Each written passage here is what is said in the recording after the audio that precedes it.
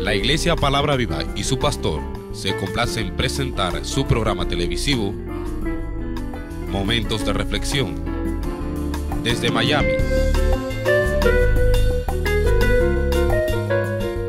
Y ahora con ustedes, el pastor Jesús Martínez. Ahora acaba de cobrar fuerza, pero lo cierto del caso es que el movimiento es grande. ¿Han oído hablar de Hillsong? Levante su mano. Pues fíjese que esto como que compite con aquello y está casi a la par. Y todo lo que tiene que hacer es ir a la internet y hacer una búsqueda. Y se dará cuenta que no miento, que no exagero. Por ejemplo, un grupo de ellos se fue a Europa a buscar la tumba de Smith Wigglesworth. ¿Han oído hablar de Smith Wigglesworth? Una persona, dos personas. Smith Wigglesworth supuestamente resucitó a unos cuantos muertos. Entonces estos chicos interesados en resucitar muertos y tener esta unción se han ido a la tumba de Smith Wigglesworth para echar mano de aquella unción y así tener esa unción. Claro está, usted se pregunta, pero si son muchachos cristianos, chicas cristianas, ¿de dónde sacan aquello? Bueno, hay un verso en la Biblia que trata, o unos versos que trata la muerte de un hebreo y lo llevaban para enterrarlo. Y estaban cerca de la tumba de Eliseo. ¿Han leído aquello en su Biblia? Y entonces cuando iban a enterrar a este hebreo, se dieron cuenta que venía una banda de sirios y los hebreos se llenaron de miedo, de espanto, dejaron caer el cuerpo y el cuerpo cayó en la tumba, tocó los huesos de Eliseo y resucitó el hombre. Entonces fíjese que lo que la Biblia menciona por una razón en particular, ahora ellos lo toman y dicen, ¿se dan cuenta? Hay unción aún en esos huesos. Y nosotros lo que tenemos que hacer es buscar la forma para acercarnos a esas tumbas y conseguir así la unción de estos santos difuntos. Entonces empiezan a buscar en la historia de la iglesia a dónde está enterrado, fulano de tal, mengana de tal, y se van allá y entonces se acuestan la cabeza en la lápida y empiezan a hacer ciertas oraciones para recibir esa unción. Cuando usted le echa mano a la Biblia, cuando usted estudia la Biblia, usted se da cuenta que la palabra de Dios prohíbe consultar a los muertos.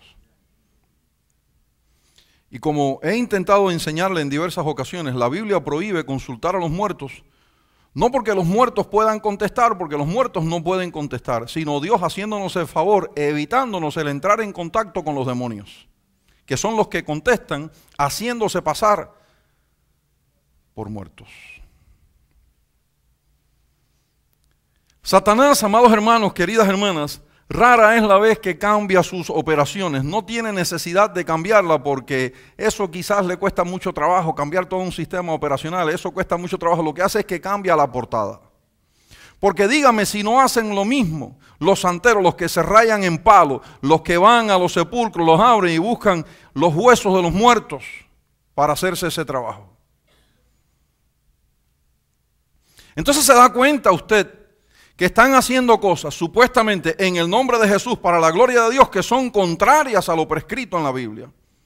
Pero como nosotros no le hacemos caso al texto, nos olvidamos de la importancia de la Biblia. Es más, hemos escuchado en diversas ocasiones que Satanás se hace pasar como ángel de luz, finge ser ángel de luz y que sus ministros se pasan como ministros, o sea, fingen ser ministros de justicia. Nosotros hemos pasado todo aquello al archivo del olvido, de la ignorancia y nos engañan. Entonces llega su hijo, llega su hija a su casa y le dice, mamá, me estoy reuniendo, he encontrado una iglesia maravillosa y lo que me gusta es que hay mucha juventud y bueno, estamos pasando un tiempo extraordinario, mamá, papá, estamos recibiendo unción, el poder del Espíritu Santo, se están viendo cosas maravillosas entre nosotros. Y usted, anhelando que su hijo, que su hija sirva al Señor, se contenta en su corazón, ignorando en realidad qué es lo que está sucediendo.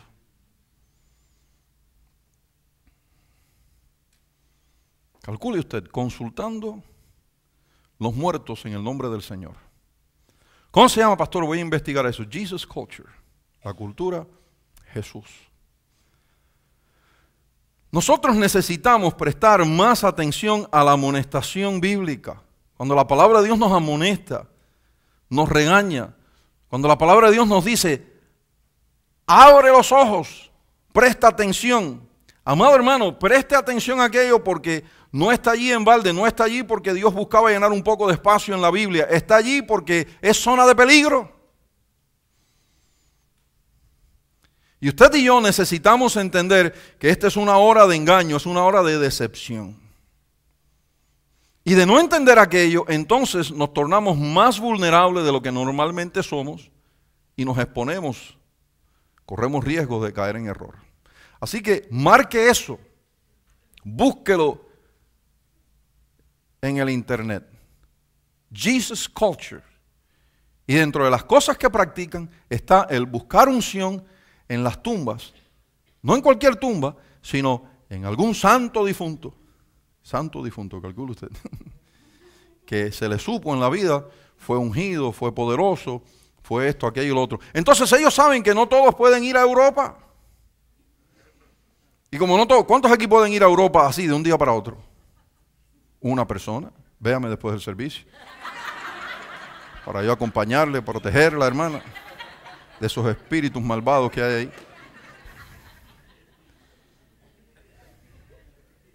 Terribles esos demonios que no respetan. Como ellos saben que no todos pueden simplemente cerrar la puerta de su casa, subirse en un avión y llegar allá, entonces en estas tomas, en estos videos, ellos también oran por ti y te hacen una impartición de unción. The Jesus Culture. Como les decía, amados hermanos, queridas hermanas, tenemos que prestar atención, enfocar el corazón un poquito más en aquellas amonestaciones que Cristo ha dejado en su palabra, pues están allí precisamente para protegernos, para ampararnos.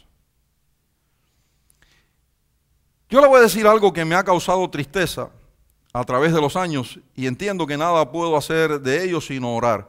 La cantidad de gente que me mira cuando anuncio estas cosas y dice, eso le puede pasar al hijo de fulanito y a la hija de menganita, pero a mí, never. Y me vienen a ver 6 meses después y le digo, hermano, never.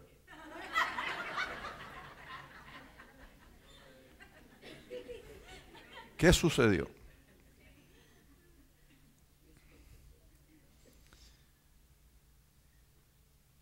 Me han pedido unos cuantos volver a escuchar el testimonio de esta señora mexicana, que dentro de las cosas que dijo está aquello de servir a Satanás y buscar hacer milagros mediante Lucifer.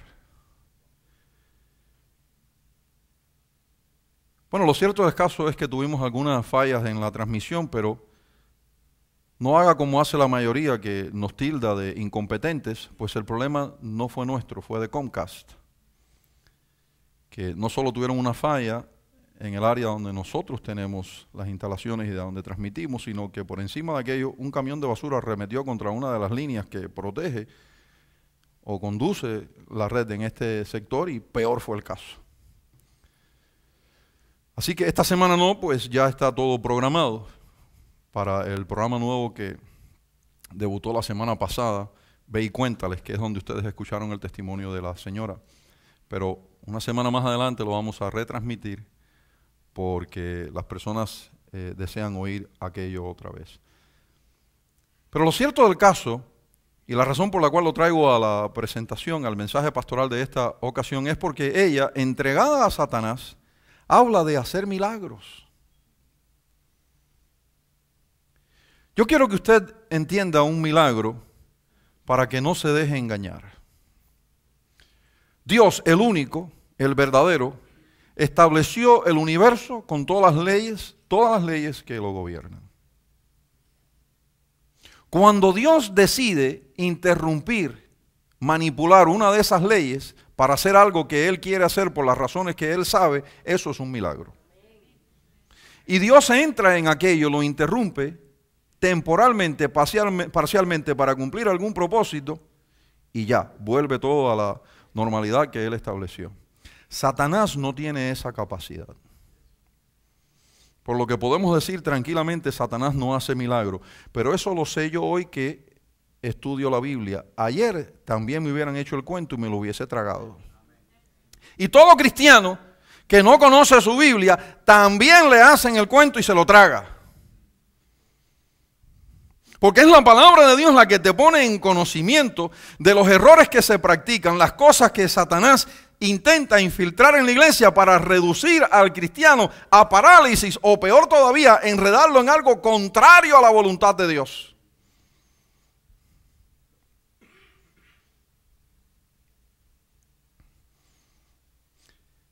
Si no esta semana, la próxima, les voy a presentar en el programa Ve y Cuéntales el testimonio de ex monjas y ex sacerdotes. Nótese, ex monjas y ex sacerdotes.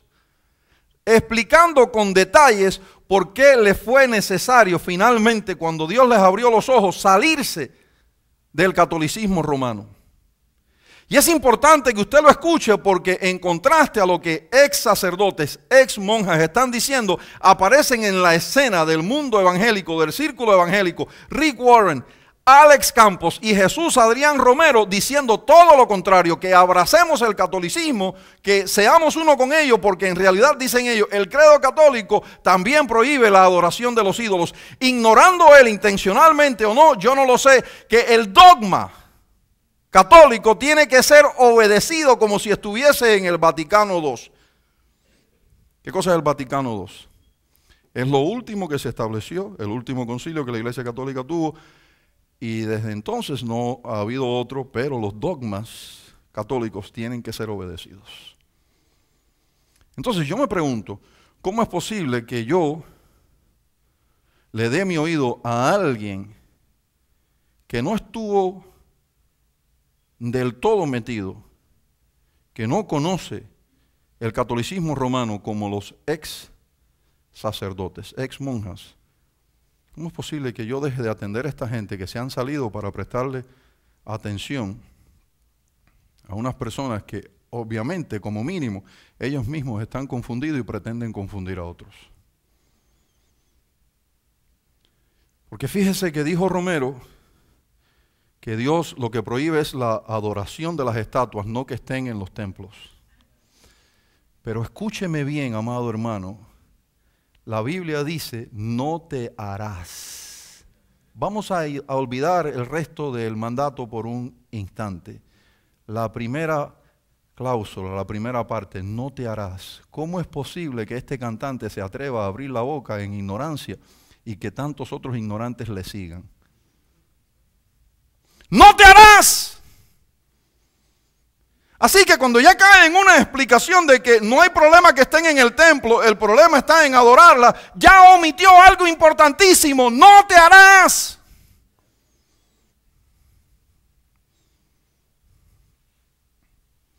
No te harás imagen de lo que hay en los cielos, en la tierra y debajo de la tierra, punto. No te harás. ¿Cómo ahora vas a traer una explicación de que no hay problema con que esté en el templo siempre y cuando no la adores? No te harás.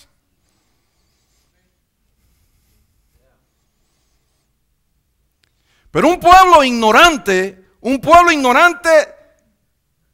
porque le da la gana ser ignorante, por negligencia, cae en todo aquello. Si usted elimina la negligencia, si usted comienza a leer su Biblia, esas cosas desaparecen. Ese riesgo desaparece porque usted entiende por el texto qué es lo que Dios desea y qué es lo que aborrece. Un tal Jonah Benzini dijo que estaba en las Filipinas y que le entró por la ventana el Señor y le dijo: a ti te doy la clave para que hagas la oración del 100 por 1. Amados hermanos, queridas hermanas, ¿quiénes son la gente que entran por las ventanas?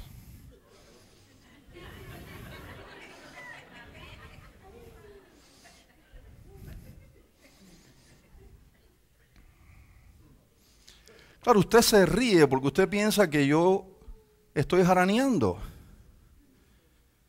No estoy jaraneando. No es una jarana, no es un chiste, no es un momento leve, no busco sacarle una sonrisa.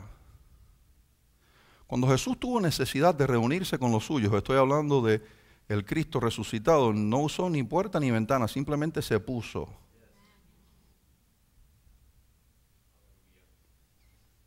Y cuando terminó de hacer y de decir, simplemente se quitó.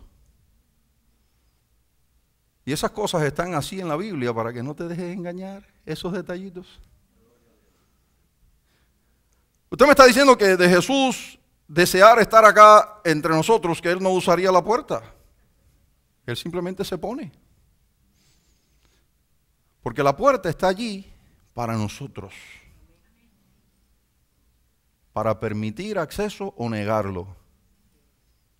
Pero Jesús no tiene por qué entrar por allí. Primeramente, nosotros somos nuestros, esto es de Él. Él no tiene que usar lo que nosotros establecemos para permitir acceso o negarlo, porque Jesús es la puerta de las ovejas.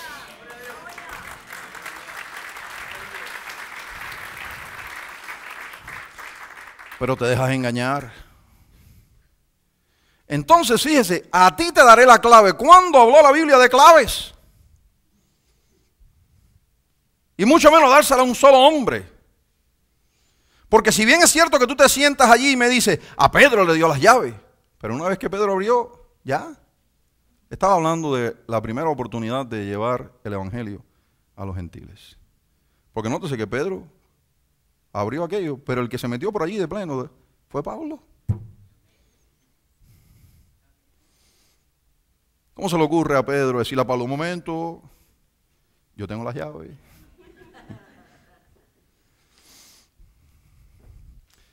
Eso me trae al tema que Dios puso en mi corazón para ustedes en esta ocasión.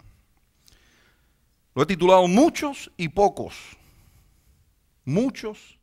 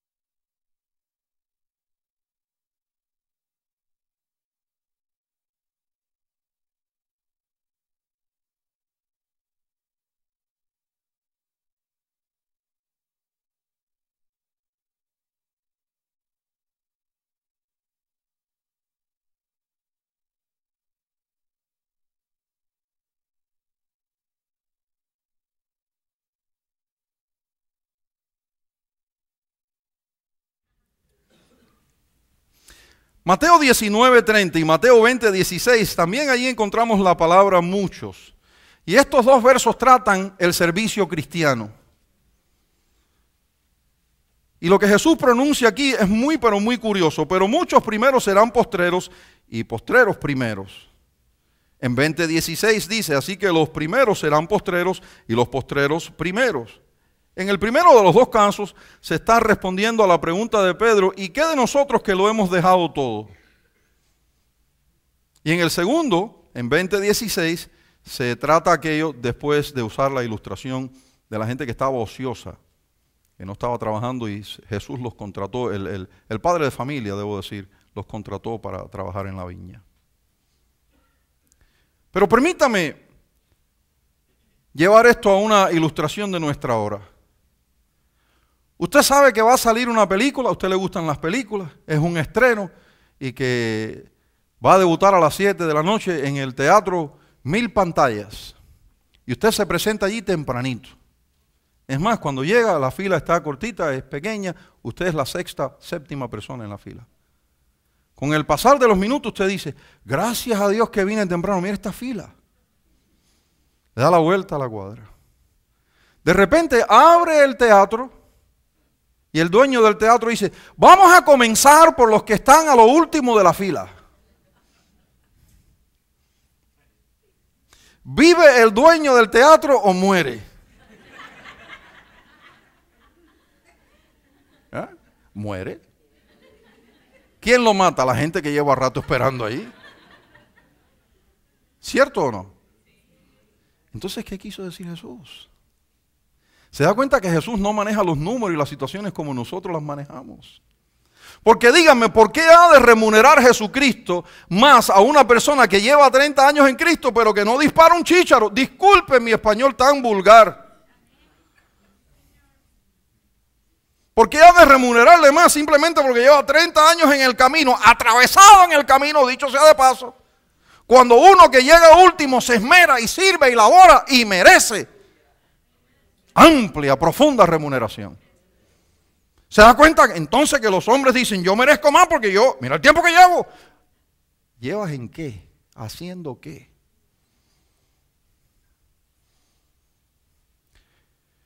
Y Jesús dice que en este error van a caer ¿cuántos?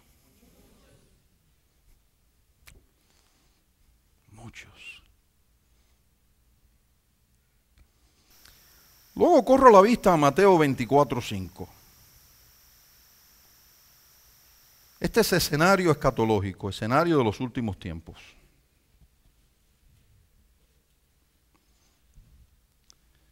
Porque vendrán muchos en mi nombre. ¿Cuántos vienen? ¿Y cómo vienen? ¿Cuántos vienen? ¿Y cómo vienen? Diciendo, yo soy el Cristo. Existe un debate acerca de la hermenéutica de este verso. Algunos creen que el verso está diciendo que las personas que Jesús tiene en mente, los que describe con este verso, son aquellos a los Jim Jones, Sung Myung Moon, de Jesús que estuvo por acá, por la Florida, que dicen, yo soy el Cristo. ¿Cuántos recuerdan lo que dijo el de Jesús? Ese era su apellido. De Jesús, de Puerto Rico el hombre. Hasta que Jesucristo un día le entró, dice que le entró adentro y ya dejó de ser fulano de tal de Jesús, sino Cristo hombre otra vez. Y mucha gente le siguió. Y luego inculcaba en la gente que se tatuaran el 666. Fíjense cómo se mofaba y cómo se burlaba. ¿Cuántos escucharon hablar de, cómo se llamó el José Luis de Jesús? Miranda. Cristo hombre, otra encarnación de Cristo. El ateo recalcitrante Bill Maher hizo una película para mofarse de las religiones del mundo y, por supuesto, se mofó de los cristianos. Y este hombre le concedió una entrevista a Bill Maher para que saliera en pantalla. Y dentro de las cosas raras que aparecen cuando lo está entrevistando está aquello de tener un trago en la mano y una mujer que no es su esposa, muy corpulenta, la mujer hermosa. Y usted sabe si la mujer es corpulenta y hermosa. Amados hermanos, dejemos la tontera.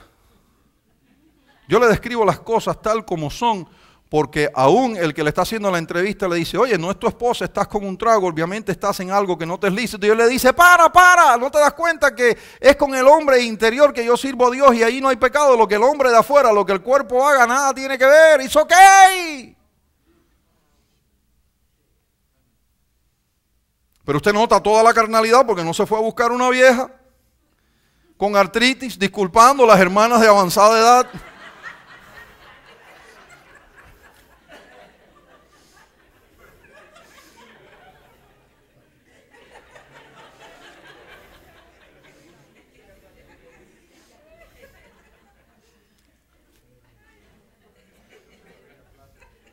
O sea que el hombre dijo, ya que por fuera puedo pecar. Mentira. El que peca, peca por completo. No es como que su espíritu se sale de aquella fornicación y dice, yo no estoy de acuerdo con eso. Me estoy explicando, amados. Oh, qué horror. Sin santidad nadie verá al Señor. Pero ya que estás en eso, jovencita, si tiene dinero preferible, oh, Dios santo, ¿se da cuenta cómo son? Entonces existe esa interpretación, escúcheme, de que Jesús lo que tiene en mente es esta gente que llega y dice, yo soy el Cristo. Pero lo extraño del verso es que dice que vienen en su nombre. Entonces está difícil en realidad el texto. La hermenéutica está difícil. Pero yo pregunto, y es solo una pregunta, no es una aseveración, es una pregunta. ¿Y qué si al usar la palabra Cristo, cuando dicen yo soy el Cristo, nosotros nos vamos al griego del Nuevo Testamento que dice Cristos y es simplemente ungido? ¿Y qué si Jesús está diciendo, porque usa la palabra muchos, que muchos dirán en el escenario de los últimos tiempos, yo soy un ungido? Dígame si de repente ya eso usted no lo escucha mañana, tarde y noche.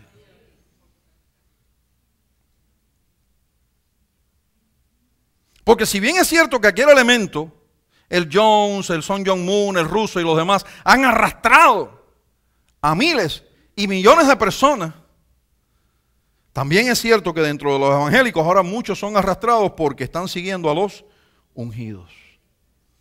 Y lo cierto del caso es que en el Nuevo Testamento la palabra ungido aparece tan pocas veces que nosotros ya con ver aquello deberíamos decir, alarma, alarma, alarma, cuidado, porque se ha armado toda una doctrina acerca de la unción cuando en realidad el Nuevo Testamento trata aquello ligeramente.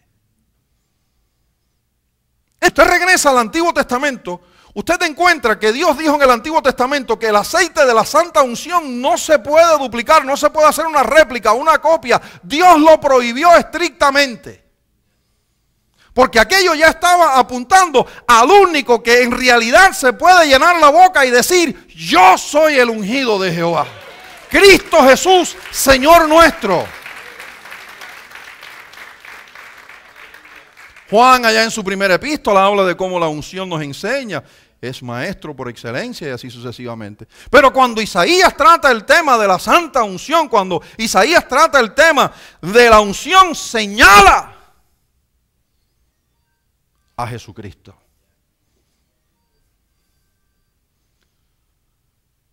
El Espíritu de Jehová el Señor está sobre mí y me ha ungido Jehová, y explica. ¿Y qué dice Hechos 10:38? Como Dios ungió con el Espíritu Santo y con poder a Jesús de Nazaret. Entonces usted echa mano de una concordancia y usted dice, qué extraño, qué poquito el número de versos. Muchos y pocos. Recuerda el nombre que le di al mensaje. Muchos y pocos. ¿Qué poco? Se trata esto de la unción. ¿Por qué? Pero aunque son pocos los versos, sobran los libros acerca de la unción. ¿Dónde se consigue? ¿Cómo hacer con ella? La unción me habla, la unción cena conmigo, yo y la unción y yo fuimos a pasear. En el paseo la unción se me duplicó.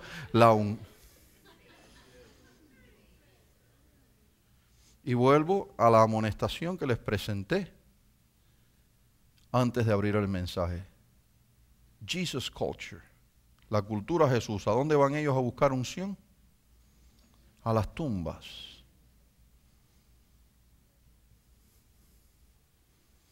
porque en realidad no tienen versos sobre los cuales desarrollar tan amplia doctrina como hoy existe acerca de la unción. Y por lo tanto inventan. Y en ese invento, por cuanto usted no sabía sino hasta hoy que son pocos los versos en el Nuevo Testamento que tratan el tema de la unción, posiblemente cae usted. Muchos y pocos. Porque vendrán muchos en mi nombre diciendo, yo soy el Cristo, y a muchos se engañarán. 24:11. Y muchos falsos profetas se levantarán y engañarán a muchos.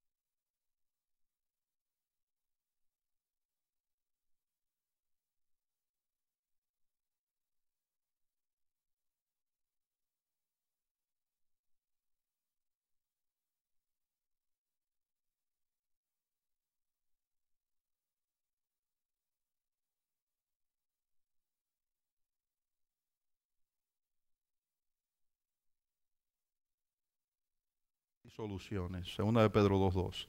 Primera de Juan 2:18. Muchos anticristos ya andan por el mundo. Primera de Juan 4:1. No creáis a todo espíritu. ¿Por qué no? Porque hay muchos falsos profetas ya. Han salido, están por todo el mundo. Segunda de Juan 1:7. Muchos engañadores han salido por el mundo. Pastor, y de pocos. Mateo 7:14. Hablando de la puerta estrecha. Pocos son los que hallan esta puerta. ¿Y por qué no la encuentran? Porque no la están buscando. Escuchen las palabras de Cristo. Jesús dijo que los hombres saben que la luz existe, pero que no vienen a ella porque aman las tinieblas. No es como que dicen, ay, es que no hay luz, no tenemos otra alternativa sino estar en tinieblas. Jesús dijo que la gente sabe que la luz existe. ¿Tú crees que sea necesario decirle a un adúltero, eres un adúltero? Él sabe que es un adúltero.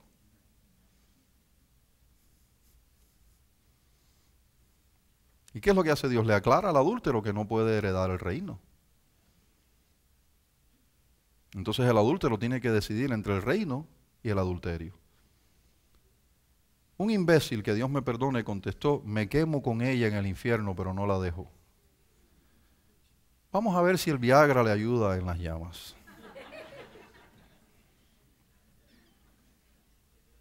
Fíjese, qué imbécil, que Dios me perdone. Sé que voy, así lo dijo, sé que voy con ella, con la amante con la que está adulterando, al infierno, pero no nos dejamos. Cualquiera que escucha eso dice, ¿cómo se amaban, no? Porque hoy todo tiene una interpretación muy extraña. ¿Y qué de la otra madre, el otro padre, la persona herida, los hijitos?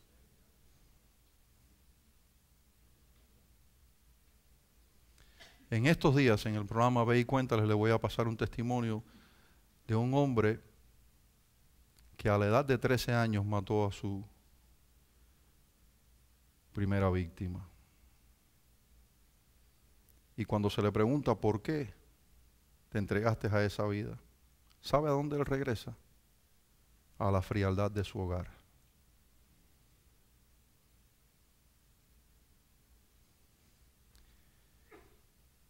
Si a su casa en un momento dado le falla la electricidad, hay poco de comer, los vehículos no funcionan a tal grado que hay que usar el sistema del gobierno, no hay problema, pero si le falta el amor, si le falta el cariño, tienen serios problemas. Y si tienen todo lo demás antes mencionado y no tienen cariño, no tienen nada. Somos la generación de los números. Asegurémonos de mirarlos, de analizarlos, de estudiarlos desde la perspectiva divina. Y nos irá bien. Decimos amén. Amén. Le invito a estar de pie.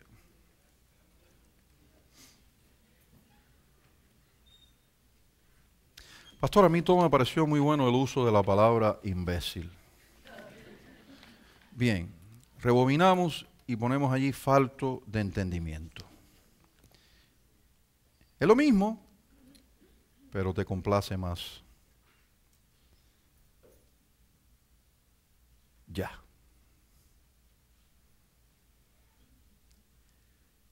Amado Dios y buen Padre Santo, qué hora esta que nos ha tocado vivir, Dios. Una hora de portadas, de presentaciones extraordinarias, de colores, de música, de sonidos, de explicaciones, de tesis, de argumentos, de filosofías, ideologías, de hombres y mujeres con léxico, explicación, que quedamos con la boca abierta. Hay tanto de aquello que ya nos parece que tu palabra es algo arcaico, antigua, cavernícola. Pero examinando de cerca la Escritura encontramos que Dios escribió el noticiero de hoy miles de años atrás.